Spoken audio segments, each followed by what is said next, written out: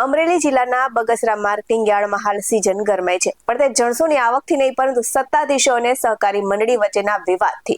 તો તુવેરની ખરીદીમાં થયેલા વેપારીના નુકસાન બાદ શરૂ થયેલો નોટિસોનો દોર હવે ચણાની ખરીદી સુધી પહોંચ્યો છે અને એક તરફ સરકાર ટેકાના ભાવે ખરીદીની વાતો કરે છે, તો બીજી તરફ યાર્ડના સત્તાધીશો જગ્યા નથી કઈ હાથ ઊંચા કરી રહ્યા છે.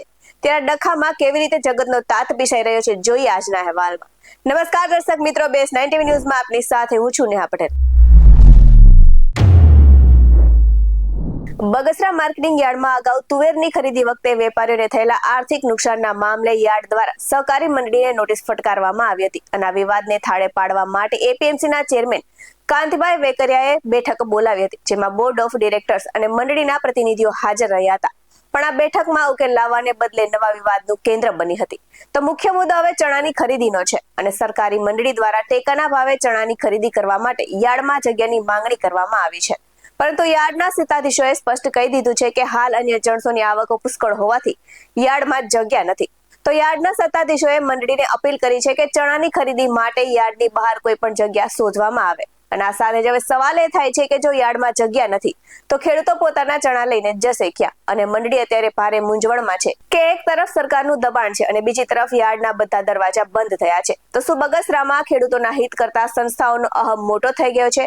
ત્યારે કાંતિભાઈ વેકરિયાની આ મધ્યસ્થી હવે શું નવો વળાંક લેશે તે જોવું રહેશે. ત્યારે નજર કરી આવેલી પ્રતિક્રિયા પર.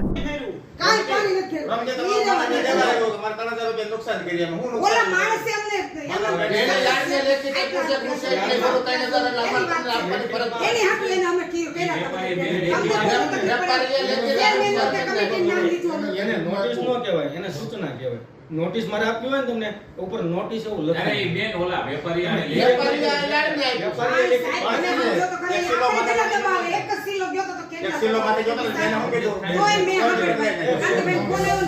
મંત્રીને પૂછી લો કપાસમાં જે વાળા છે પણ એના વાળા છે હરાજી વાળા અમારા નથી વાળા. મારા ભાઈ હરાજીના ટ્રેક્ટર અહીંયા જતા જ નથી. તો તમે વિડિયો કરો તમે જોયો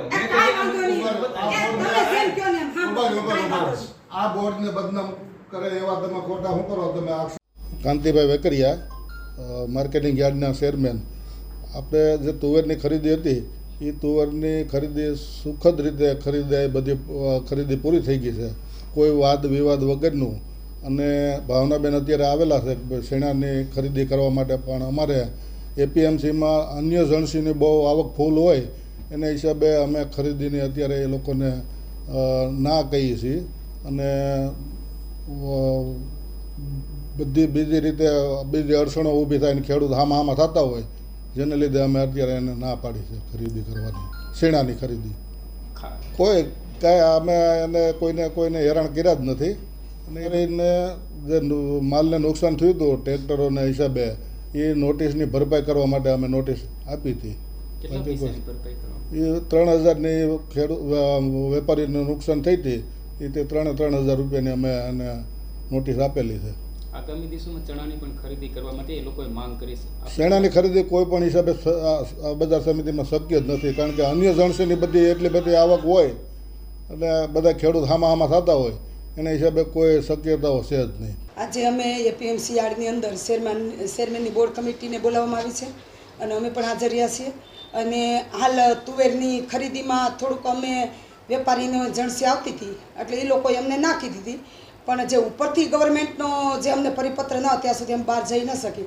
એટલે અમારે એને કમિટીને કોઈ વાંધો છે નહીં અને શાંતિપૂર્વક અમને ખરીદી કરવા દીધી છે એ લોકોએ. અને હાલ અત્યારે અમે ચણાની માંગ પણ કરી છે, પણ એ લોકો એમ કહે છે કે અમારે અન્ય જણસી આવે છે એટલે બેન અમે શક્ય નથી અમારે તમને જગ્યા ફાળવી શકીએ. ખાસ કરીને તમારા દ્વારા એવો પણ આક્ષેપ કરવામાં માર્કેટ યાર્ડના સત્તાધીશો દ્વારા અમને હેરાન કરવામાં, આ બાબતે શું કહેશો? સાહેબ, આપણે કોઈ સત્તાધીશોએ અમને હેરાન કર્યા નથી.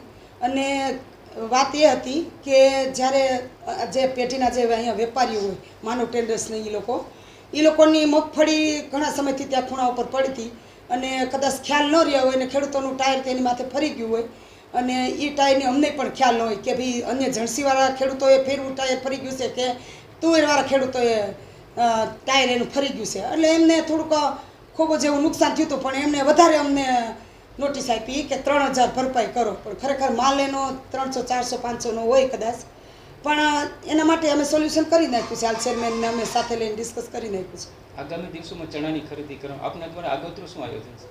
આગોતરું અમે યાર્ડમાં રિક્વેસ્ટ કરી છે કે ચણાની ખરીદી અમને આ તાપમાન ડિગ્રી વધતી જાય છે અને તાપે પણ ખૂબ છે. ખેડૂતોને જ્યારે અહીંયા ખરીદીમાં કાંટા પાસે આવે તો થોડુંક આમ શાંતિનો રાહત મળે એટલા માટે અમે માગણી કરી છે ચેરમેનને કે ભાઈ અહીંયા અમને ચણાની ખરીદી કરવા દો. પણ હાલ એ લોકો એમ કહે છે કે હાલ અમારી પાસે કોઈ એવી જગ્યા છે નહીં અને એમ છતાંય જો જગ્યા થશે તો અમે તમને દેશું. આગામી દિવસોમાં ક્યાં ખરીદી શરૂ થશે? અહીંયા નહીં થઈ તો હવે એ કોઈ હજી અમારા આગોતરા પ્લાન નથી કાંઈ. અમને તો ભરોસો હતો કે અહીંયા મળશે અમને.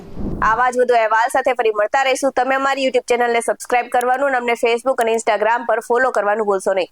બાકી નવી અપડેટ્સ મેળવવા માટે આપ જોતા રહો બેસલેન્ડ ટીવી ન્યૂઝ. નમસ્કાર.